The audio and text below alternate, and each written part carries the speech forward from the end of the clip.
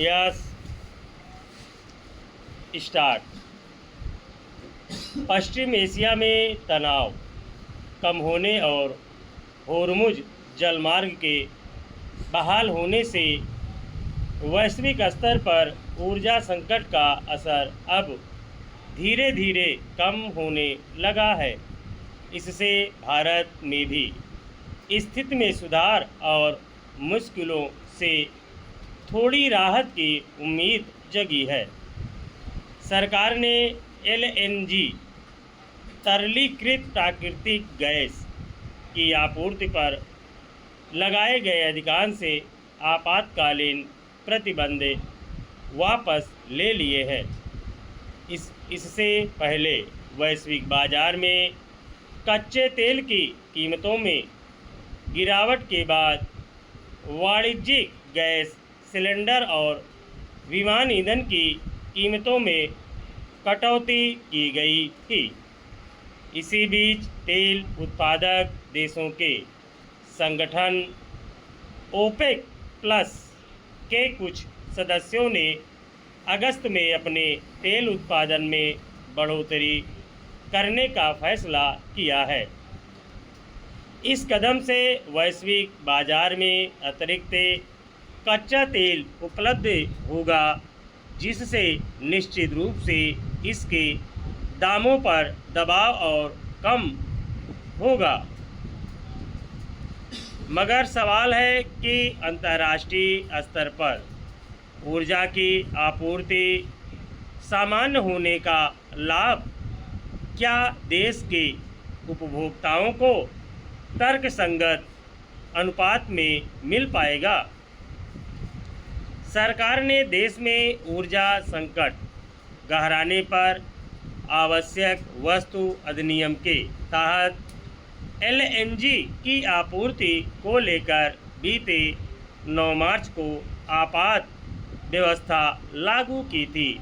उस समय अमेरिका और इजराइल की ओर से ईरान पर किए गए हमलों और उसके जवाब में ईरानी कार्रवाई के बाद होर्मुज जलमार्ग को बंद कर दिए जाने से तेल और गैस की आपूर्ति बाधित हो गई थी। सरकार का कहना है कि पश्चिम एशिया में युद्ध विराम लागू है और शांति वार्ता जारी है। ऐसे में गैस आपूर्ति पर लगाए गए आपात प्रतिबंधों को जारी रखने की आवश्यकता नहीं है।